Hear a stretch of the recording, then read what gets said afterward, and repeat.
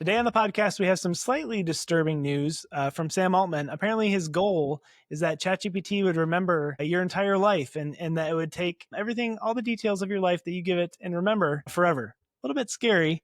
Today, we're going to talk about what that means and how it could be good or bad.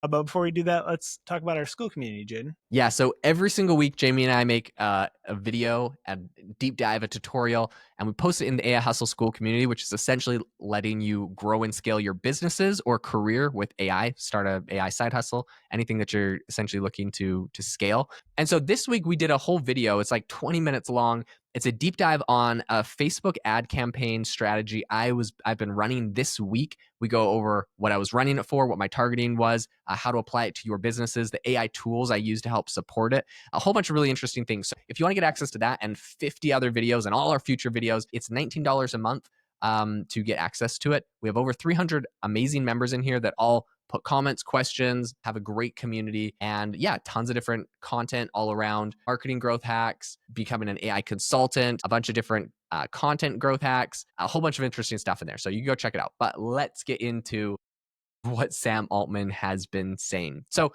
I think to preface kind of what's going on here, ChatGPT recently added memory, and we had a bunch of other players. Grok added memory as well. It was actually kind of weird because I was using Grok right after they had added it, and I hadn't seen the press release that they'd done this. So I'm just sitting there using Grok. I ask it a question, and it's like, well, based off the fact that you drive a Tundra truck, like you probably should do blah, blah, blah. And I was like, wait, how do you, like, I didn't say anything about my Tundra. And That's then I awesome. realized I searched and it was like, an article from like 50 minutes earlier. It's like Grok adds memory. And I'm like, oh, okay. Well, it's actually very useful. It gave me much better advice knowing that information, but it feels really weird, especially when I didn't know it had it. And I'm like, it feels creepy. So I think the preface for all of this is kind of where Sam Altman is coming from.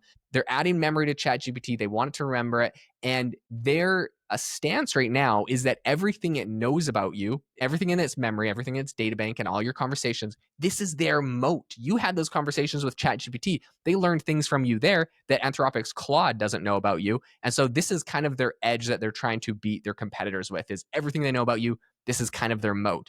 Jamie, I don't know. What do you think? Is this creepy or is this cool? Well, I mean, I personally think obviously there's maybe some security concerns there, but I think the idea is pretty cool.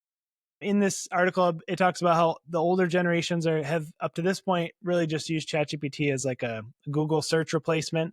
If they're trying to find the answer to a question, where a lot of younger people are using it as like a life coach or life advisor, sharing a bunch of different information and trying to get advice. And it kind of, like we've mentioned, will keep track of every bit of information you give it. So I think it's helpful. So like I'll share a real life example. My son had like maybe some health concerns recently, and so we had all these different doctor's appointments and things, and trying to diagnose what was going on. And I would basically just, as I got information from the doctors, just plug it in and said, "Hey, what do you think this is? What do you think is going on?"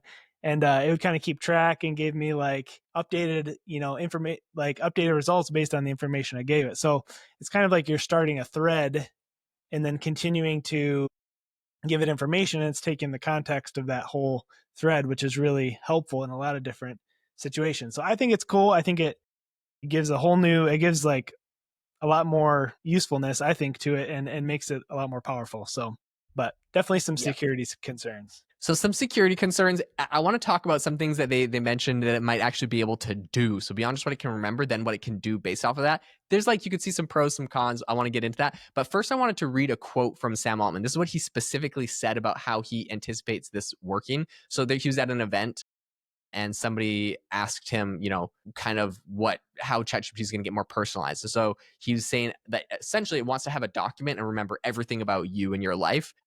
And so he said that it is, quote, a very tiny reasoning model with a trillion tokens of context that you put your whole life into. The model can reason across your whole context and do it efficiently. And every conversation you've ever had in your life, every book you've ever read, every email you've ever read, everything you've ever looked at is in there. Plus connected to all of your data from other sources, and your life just keeps appending to the context. He said, it's crazy. And it's like I see the use and the value. Like, it knows everything about you. It could really become your life advisor, but also so creepy that one company could have all of that data. We thought like Facebook and Google were creepy for all the data they keep on you for like ads. This is definitely a whole nother level because Facebook mostly, I mean, they had some sneaky like spyware apps, but mostly they could just see the stuff you're doing on Facebook, and same with Google. It could see your Google searches and I guess websites that you're visiting.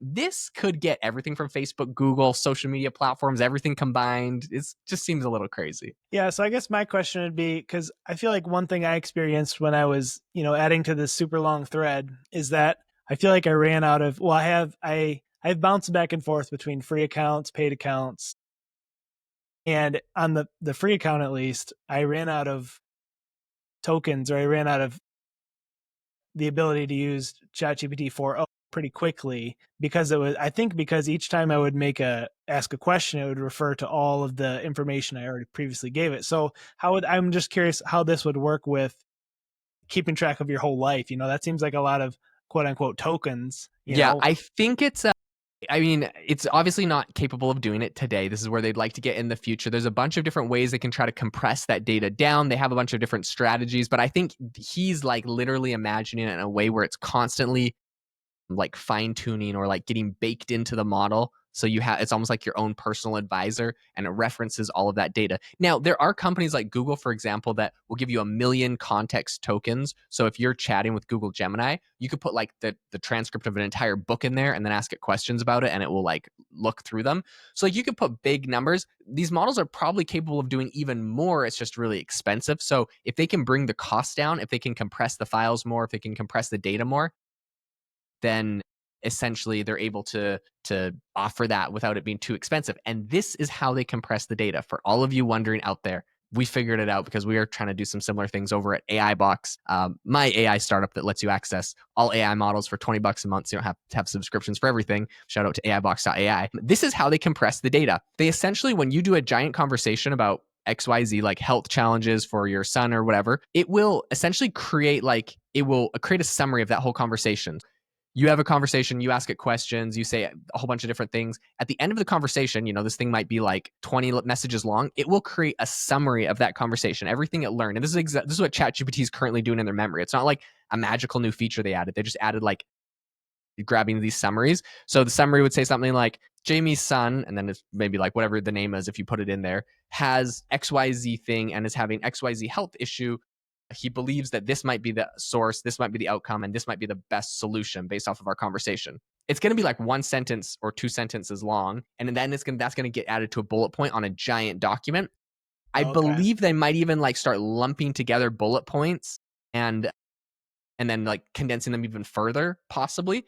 But like that's kind of the basis. And then whenever you ask it a question in ChatGPT memory, it just refers to that whole document. So instead of having to refer to every conversation you've ever had, it's like making these little summaries. So when I say like they got to learn how to condense it or how to compress it, it doesn't just mean like, literally compressing a file to make the image quality lower or something. It's like, how do you compress the information? And you could do that in a literal way, or you can do that in like getting a summary of a document way. It's kind of interesting. Yeah, I mean, they have to do something like that, because yeah, ChatGPT is not short on letters and words. I'll tell you that. So, I mean, and also, I think they also are going to have to, moving forward, still solve the whole energy crisis with AI. I mean, it's gonna, especially if people do start using it. Right now a lot of AI is used in like a business setting or coding, things like that. But if more and more people use it for like a personal life coach, that's going to require a ton of energy and cost. So they're going to have to figure out, I think, something on that side as well. Yep. It is so crazy. So much is happening in this space. I have been using it like nonstop this week for a billion different things. I use Grok a lot, but I love the ability. So in his whole thing, he talked about how like college students are essentially using it as a life advisor. Dude, I use it for literally everything nowadays. I was trying to reinstall like an internet router recently at my house, and there was like all these like crazy cables. I didn't know what everything went to, and I just take a picture, send it to Grok. It's like, yep, you don't need this cable. That's for like your cable at TV, which you said you don't use anymore. So only use this one. This is the Ethernet one. And if you want to, daisy chain it to your other router in the back half of your house, this is blah, blah, blah. Anyways, everything I was trying to figure out, just take a picture, send it, and it would explain exactly what the cables were. It's like all this stuff I don't want to watch a YouTube tutorial on. I don't want to call my friend that's really good at this stuff and like bother him. So you just ask Grok, and it That's awesome. yeah, helps you a ton. So the more personalized these get, the better your advice is going to be. So I'm excited to see kind of where that goes, and hopefully it's not too terrifying, and Sam Altman doesn't become our evil or overlord that partners with the Terminator to destroy us all. Let's hope not. Anyhow, if you enjoyed this episode, be sure to leave us a review. We really appreciate those and it helps us out. And also check out the AI Hustle School community where you can learn how to grow your business and make money online using AI. Thanks for listening, and we'll see you next time.